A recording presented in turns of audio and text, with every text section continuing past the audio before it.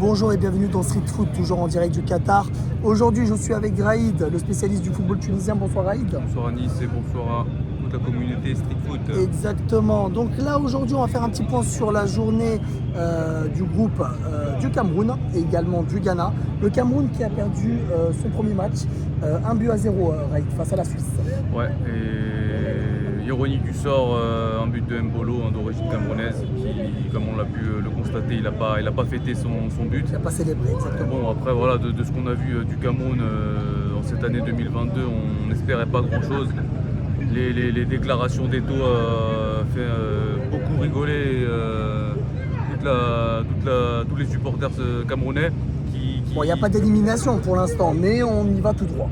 On sait qu'il y a le Brésil et la Serbie dans le groupe. De ce qu'on a vu, c'était quand même assez décevant de la part du Cameroun. Ils n'ont vraiment pas montré grand-chose. Certes, voilà, ça a été un match tactique, donc on l'a bien vu. Hein, ça s'est terminé par 1-0. De ce qu'on a vu, vraiment, il n'y a vraiment pas grand-chose à se mettre sous la dent. On a vu que Choupo-Moting a été titulaire à la place du capitaine Vincent Aboubakar. On a senti d'ailleurs dans le changement que bon, c'était un petit peu froid entre les deux joueurs. Je pense que Vincent Aboubakar ça n'a pas dû lui perdre de le voir remplaçant sur la feuille de match. Choupo-Moting qui fait une très bonne saison pour l'instant avec le Bayern de Munich. Ouais, voilà, donc Rigo Bersong a décidé, voilà, c'est un choix fort, il a décidé de mettre Choupo-Moting titulaire avec Toko Ekambi au sein de l'attaque. Bon, aujourd'hui malheureusement ça n'a pas fonctionné. De ce qu'on a vu aujourd'hui du Brésil, ça va être quand même compliqué de voir le Cameroun prendre des points face à cette équipe. Le Brésil qui a battu la Serbie 2-0 avec une blessure de Neymar. Exactement. Il est sorti sur blessure, encore la cheville. Hein. Toujours et encore cette fameuse cheville. Neymar, on ne sait pas s'il sera forfait ou non pour cette compétition. Il sera peut-être là, en tout cas à partir des quarts de finale. Je pense que sa blessure, ça prend une dizaine de jours, voire une quinzaine de jours. Au meilleur des cas, on le verra à partir des quarts. Tu vois le Cameroun pouvoir se qualifier malgré ce premier revers, sachant qu'ils vont rencontrer le Brésil et la Serbie, ou c'est vraiment quasi impossible? Je pense qu'aujourd'hui, il y a très peu de gens qui misent une pièce sur le Cameroun au vu des matchs amicaux catastrophiques de cette sélection. Match nul face à l'Ouzbékistan, face au Panama. Voilà, c'est des équipes de 3 voire 4e zone. Si on n'arrive pas à s'imposer face à ce genre d'équipe, il ne faut pas espérer grand-chose en Coupe du Monde. Quand on sait ce qui s'est passé avec l'Algérie, cette polémique des barrages avec Gassama, etc. Malheureusement, aujourd'hui, je pense que le Cameroun on va espérer que le Cameroun finisse au moins avec un point, parce que de ce qu'on a vu aujourd'hui, ça va être très compliqué. Exactement. Et à contrario, on a le Ghana qui a joué contre le Portugal. Donc les Ghanéens qui ont fait de belles impressions. Défaite 3-2, mais l'équipe du Ghana, on les a trouvés organisés et plutôt bons offensivement sur le peu d'actions qu'ils avaient. Le Ghana qui s'est refait, je dirais, une santé avec la naturalisation de plusieurs joueurs, notamment l'attaquant Inaki Williams. Le Ghana qui, il faut le dire, quand même, avait réalisé un exploit en battant le Nigeria durant les barrages. C'était une grosse surprise. Moi-même, le premier, je ne pensais vraiment pas voir le Ghana se qualifier. Maintenant, aujourd'hui, ils ont vraiment fait honneur à l'Afrique. Très beau match face au Portugal, qui quand même, pour moi, l'un des favoris avec un but de l'éternel André Ayou. Exactement, qui est toujours là, sa 3e Coupe du Monde. Voilà, c'était le Portugal en face, c'est une équipe qui espère rêver et avoir des outsiders, un des favoris, bien exactement. Je pense que ça laisse de bon augure pour la suite. Le Ghana qui va rencontrer la Corée du Sud et l'Uruguay dans les prochains jours. La Corée du Sud et l'Uruguay qui ont fait match nul 0-0 dans un match assez ferme. Peu d'action. Voilà, ça a bougé en première mi-temps et voilà, ça s'est terminé malgré tout avec un match nul. Je pense qu'aujourd'hui, de ce qu'on a vu du Ghana, ça peut le faire. Il y a encore espoir. Et voilà, c'est bon pour les Africains aujourd'hui, ça fait 0 victoire en cette première journée. Demain, le Sénégal. Oui, on allait y revenir. Donc on ferme la petite parenthèse du Ghana, le Cameroun qui a perdu également. Et puis on se projette sur demain sur ce fameux match contre le Qatar. Qatar-Sénégal.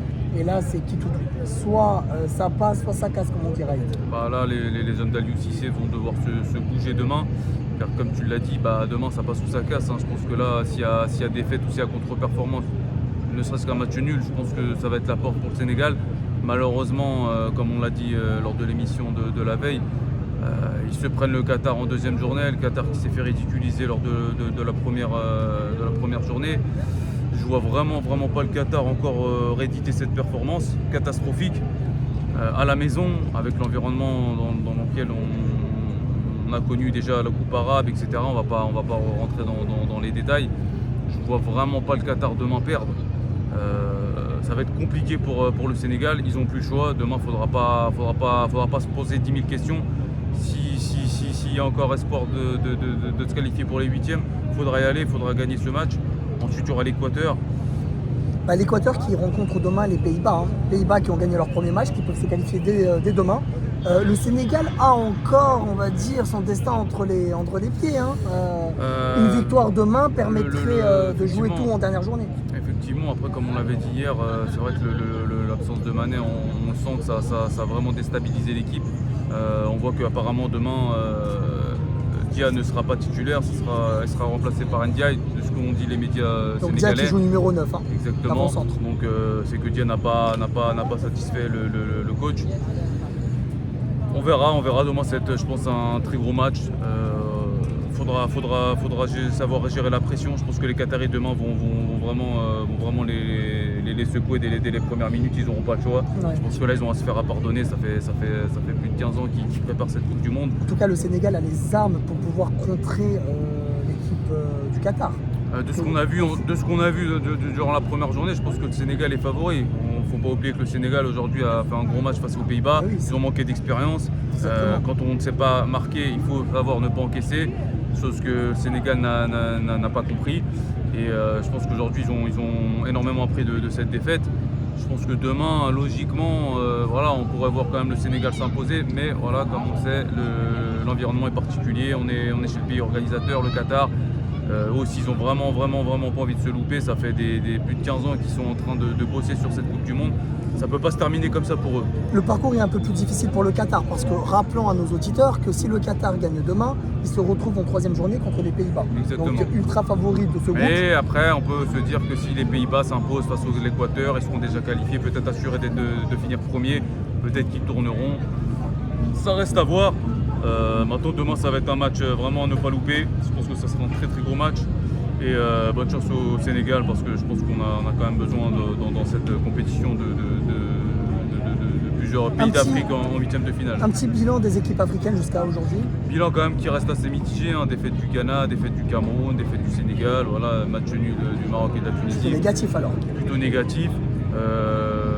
A contrario des pays asiatiques, qui eux, comme le Japon, l'Arabie Saoudite. Maintenant, je pense quand même qu'aujourd'hui, de ce qu'on a pu voir, si on doit miser une pièce sur des huitièmes, ce sera peut-être le Maroc, la Tunisie.